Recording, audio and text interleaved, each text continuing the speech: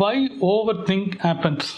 ஏன் ரொம்ப மன அழுத்தம், ஒரு டிசிஷன் எடுக்க முடியாமல் ஏன் நம்ம ரொம்ப கஷ்டப்படுறோம்? இது சம்மந்தமாக தான் பல பேர் பல வீடியோஸ் பார்த்துட்டு இருக்காங்க. மில்லியன் லெவலில் அந்த வீடியோஸ்லாம் வேர்ல்டில் எல்லா லாங்குவேஜ்லையும் போகிற காரணமே என்னன்னு பார்த்தா, எல்லாராலையும் எந்த டிசிஷனையும் மேக் பண்ண முடியாதனால தான் அந்த வீடியோஸும் ஆகுது, அவங்களுக்கு ப்ராப்ளமும் கிரியேட் ஆகுது. சிம்பிள் டிப், எனக்கு தெரிஞ்ச விஷயத்த நான் எப்படி ஓவர் திங்கிங்லேருந்து விடுபட்டேன், எப்படி நான் அதை இப்போ நான் நடைமுறை வாழ்க்கையில் பண்ணிட்டு இருக்கேன் தான் இந்த வீடியோ இருக்குது. என் பேர் ஸ்ரீராம். மைண்ட் செட் சம்பந்தமாகவும் லைஃப்ல டிரான்ஸ்ஃபர்மேஷன் பண்றது சம்பந்தமாகவும் பல பாசிட்டிவாகவும் உங்களுக்கு நெகட்டிவ்லேருந்து ஓவர் கம் பண்றதை பற்றி வீடியோ மேக் பண்ணி போட்டிருக்கேன். எனக்கு சப்போர்ட் பண்ணுங்க, சப்ஸ்கிரைப் பண்ணுங்க.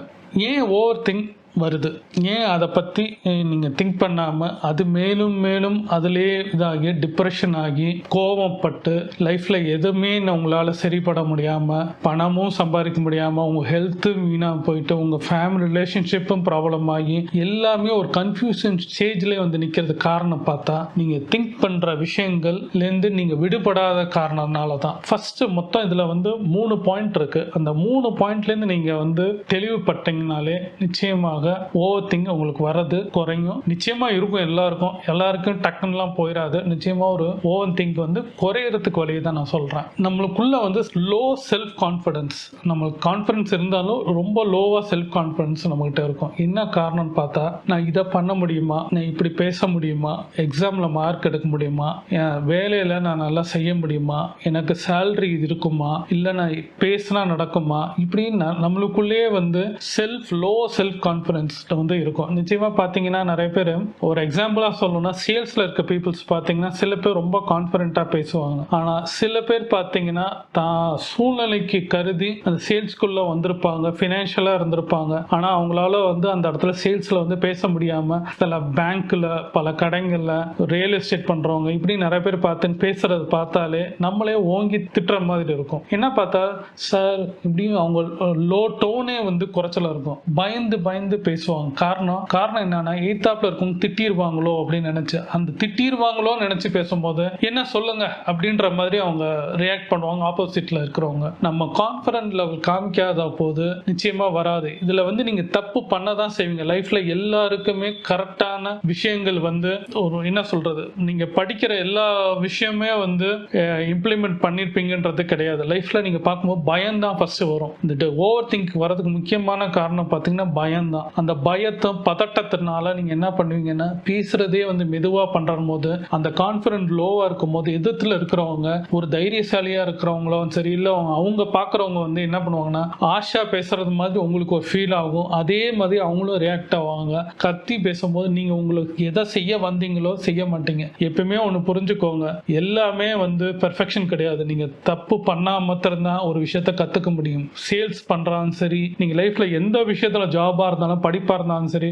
மார்க் நீங்க குறைச்சு வாங்கினாதான் நிச்சயமா அடுத்த லெவலுக்கு நீங்க படிச்சு இன்னொரு மார்க் கூட எடுப்பீங்க. 30 மார்க் எடுத்துல அடுத்ததுல 40 மார்க் எடுப்பீங்க, அடுத்து 50 மார்க் எடுப்பீங்க, அடுத்து 100 கிட்ட நீங்க ரீச் ஆவீங்க. எடுத்தோன்னே 100ன்றது வரது வந்து ரொம்ப ரேர் கேஸா இருக்கும். ஏன்னா அவங்க பெர்ஃபெக்ஷனா இருப்பாங்க, கான்ஃபிடன்ட் இருக்கும், அவங்க செய்வாங்க. ஆனா மோஸ்ட் ஆஃப் பீப்புள்ஸ் என்ன பண்றோம்னா, கான்ஃபிடன்ட்ல குறையும், நம்மளுக்கு இல்லன்றத அவங்க நினைச்சுக்கிட்டே இருப்பாங்க. ஆனா உங்ககிட்ட ஸ்கில் செட் இருக்கும், உங்களால செய்ய முடியும். அதை நீங்க புரிஞ்சுக்க தன்மை இல்லாதனால நீங்க இந்த மாதிரி தப்புங்களை பண்றீங்க. லோவா செல்ஃப் கான்ஃபிடன்ஸ் இருக்கிறதுனால அதை மாத்திரம் தான் சேஞ்ச் பண்ண பாருங்க. இந்த அட்ராக்ஷனை மாத்துங்க. நம்மளால முடியும், செய்ய முடியும்ன்றத பாசிட்டிவ் அப்ரோச்சா நீங்க எடுத்தா மாத்திரம்தான் அந்த ஓவர் திங்க்ல இருந்து ஃபர்ஸ்ட் ஸ்டெப்ல மாறுவீங்க. செகண்ட் விஷயம் என்னன்னா, செல்ஃபியுமே பார்த்தா ஒரு பயத்திலே இருப்பாங்க. நம்மளை இப்படி நினைப்பாங்களோ, இப்படி பேசுவாங்களோ. ஃபர்ஸ்ட் ஸ்டெப்புக்கும் இது பார்த்தீங்கன்னா செல்ஃப் கான்ஃபிடன்ஸ் இதுக்கும் என்ன பார்த்தா, பயத்தோடயே வந்து நான் இன்னைக்கு ஏதாவது செஞ்சா இவங்க ஏதாவது சொல்லிடுவாங்களோ, சொந்தக்காரங்க அப்படி பேசிடுவாங்களோ, இல்ல பாஸ் அப்படி சொல்லிடுவாங்களோ, இல்ல எங்க பிசினஸ்ல எனக்கு ஏதாவது ப்ராப்ளம் வந்துருமோ, வெளியில போனா இப்படி ப்ராப்ளம் வந்துருமோன்றது பயத்திலே சில பேர் இருப்பாங்க. ஒண்ணு புரிஞ்சுக்கோங்க, உங்களை நீங்க உழுகிறத ஒரு தடவை பார்த்து வேணா சில பேர் சந்தோஷப்படலாம். நீங்க டெய்லி உளுந்துட்டு இருக்க நினைச்சு யாரும் பார்த்து சந்தோஷப்பட மாட்டாங்க. ஏன்னா அவங்களுக்கு 1008 வேலை இருக்கு, 1000 விஷயங்கள். அவங்களும் பல இடத்துல தோத்து எந்திரிச்சு ஜெயிச்சு போயிட்டு இருப்பாங்க. அதனால உங்களை வந்து யாரும் கேர் பண்ண மாட்டாங்க, உங்களை யோசிக்கவும் கூட மாட்டாங்க. நீங்க ஒரு தடவை தப்பு பண்ணதை நினைச்சு வச்சு நீங்க செய்யற எல்லா விஷயத்திலையும் பயத்தோட போகும்போது பாத்தீங்கன்னா உங்களோட கான்ஃபிடன்ட் லெவல் குறையறனால நீங்க தப்பு செய்வீங்க. தப்பு செய்யறதுனால என்ன ஆகும், எந்த விஷயத்தையும் நீங்க பண்ண மாட்டீங்க. அதனால ஓவர் திங்க், நம்ம சரியில்லையோ, நம்ம பண்ண முடியலையோ, இப்படி போய் நீங்க டிப்ரெஷன்ல போறீங்க.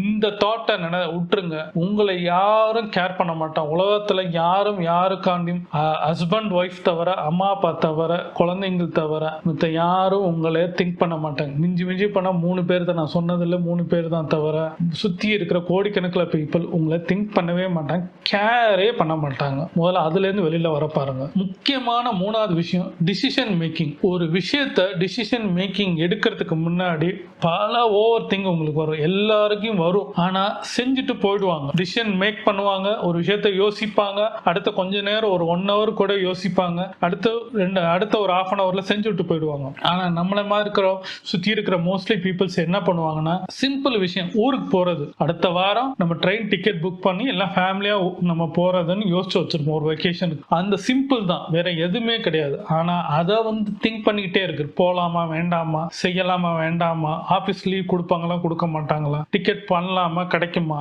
இப்படி திங்க் பண்ணிக்கிட்டே இருக்கிறது தான் இந்த ஓவர் திங்கிங். இதனால என்ன ஸ்ட்ரெஸ் ஆயிட்டே இருக்கும். நீங்க அடுத்த கொஞ்ச நேரத்தில் நீங்க செய்ய போகிற விஷயத்தை நீங்க செய்ய மாட்டீங்க. உங்க ஆபீஸ்லயும் கான்சன்ட்ரேஷன் இருக்காது. டிசிஷன் மேக்கிங்ன்றது ஃபாஸ்டா இருக்க பாருங்க. பெர்ஃபெக்ஷனா இருக்கும்ன்றது எப்பயுமே யோசிக்காதீங்க. எல்லாரும் செய்யற விஷயம் என்னன்னா, பெர்ஃபெக்டா இருந்தா மாத்திரம் தான் டிசிஷன் நம்ம மேக் பண்ணணும், செய்யணும். எந்த விஷயம் இருந்தாலும், ஒரு வீடு வாங்கினாலும் சரி, நீங்க லைஃப்ல எது பண்ணாலும் சரி, பெர்ஃபெக்ஷன் இருக்கும்னு நினைப்பீங்க. பெர்ஃபெக்ஷனான விஷயம் எதுவுமே உலகத்துல கிடையாது. பெர்ஃபெக்ஷனான விஷயம் எந்த மனுஷனும் கிடையாது, யாரும் கிடையாது. தப்பு செஞ்சுட்டு தான் இருப்பாங்க, அதுல ஒரு குறை இருந்துட்டு தான் இருக்கும். அதை ஓவர் கம் பண்ணி நம்ம வரதான் செய்யணும் தவிர பெர்ஃபெக்டா இருக்கணும், இந்த விஷயம் நம்ம செய்யணும் அப்படியும் போது, நான் நிறைய விஷயத்துல பெர்ஃபெக்ஷன் பார்ப்பேன். ஆனா என் ஒய்ஃப் கிளம்புறதும் கொஞ்சம் லேட்டா இருக்கும், என் பையன் வரதும் லேட்டா இருக்கும். அவங்களோட மென்டாலி மெக்கானிசம் என்ன இருக்குன்னா, என்னோட ஃபாஸ்டா வராம அவங்க கொஞ்சம் ஸ்லோவா தான் வருவாங்க தவிர, அதை நினைச்சிட்டு ஐயோ வர மாட்டேங்கிறாங்க, லேட் ஆகுது, செய்ய முடியல, இது பண்ணலாமா, டிக்கெட் போடவா வேணாமா, அப்பெல்லாம் யோசிக்கக்கூடாது. ஒரு டிசிஷன், நான்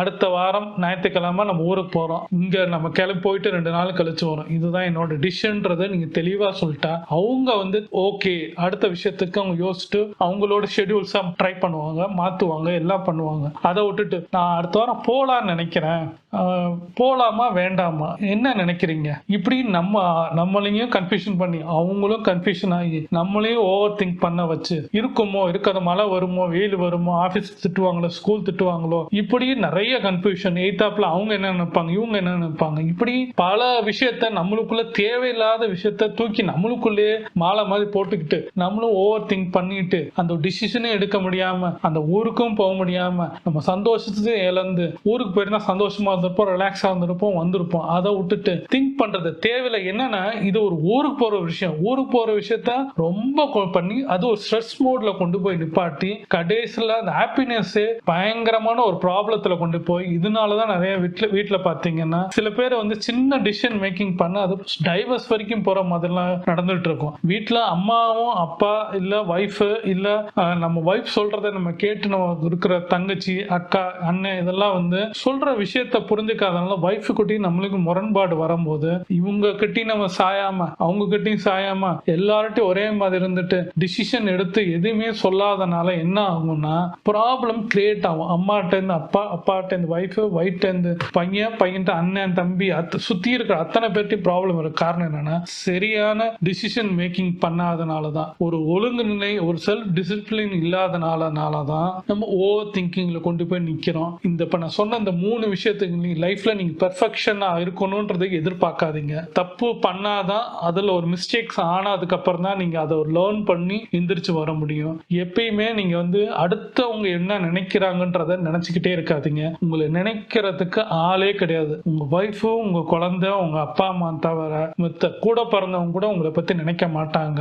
சத்தியமா சொல்றேன். உங்களை நீங்க கேர் பண்ணா மாத்திரம்தான். நான் எப்படி இருக்கிறேன்னா, நான் ஃபர்ஸ்ட் என்னைய நான் கரெக்டா இருந்துக்குவேன். என் ஹெல்த்தும் சரி, என்னோட வெல்த்தும் சரி, நான் கரெக்டா இருந்துக்குவேன். நான் கரெக்டா இருந்தாதான் என் ஃபேமிலியும் சரி, என் ஒய்ஃபையும் என் பையனையும் நான் பார்த்துக்க முடியும். அவங்களுக்கு ஏதாவது உடம்பு சரியில்லை, இல்லை அவங்களுக்கு ஏதாவது தேவைன்னா என்னால பண்ண முடியும், ஹெல்ப் பண்ண முடியும். நான் கரெக்டா டிசிஷன் மேக்கிங் அவங்கள கொண்டு போய் அந்த ஒரு ட்ராக்ல நம்ம லைஃப்ல போக முடியும். அதை விட்டுட்டு நான் சரியாம இருந்தேன்னு வச்சுக்கோங்க, என் ஒய்ஃபையும் பார்க்க முடியாது, என் பையனையும் பார்க்க முடியாது, எஜுகேஷனுக்கும் சரி, என் ஒய்ஃபோட வேலையாலும் சரி, என்னோட பேஷனா இருந்தது சரி, எதுவுமே எல்லாமே கன்ஃபியூஷன் மோட்ல போய் நீங்க கிளியரா இருந்துக்கோங்க. உங்க ஓவர் திங்கிங்ன்றது வந்து இந்த 3 விஷயத்துல ஓவர் கம் பண்ணீங்கன்னா நிச்சயமா லைஃப்ல எந்த இடத்துலயும் ஓவர் திங்க் வரதான் செய்யும். ஆனா வந்துகிட்டே இருக்க கூடாது. இந்த விஷயத்தை நீங்க பண்ண ஆரம்பிச்சீங்கன்னா உங்களுக்கு ஓவர் திங்க் வராது, ஸ்ட்ரெஸ் வராது, சந்தோஷத்தை உங்களை தேடி வரும். இதை ட்ரை பண்ணுங்க. நான் என் லைஃப்ல நான் இப்படித்தான் நான் பண்ணிட்டு இருக்கேன். நீங்க ட்ரை பண்ணுங்க. நிச்சயமா உங்களுக்கு ஒரு ஸ்ட்ரெஸ் இல்லாத மைண்ட் செட் வரும்.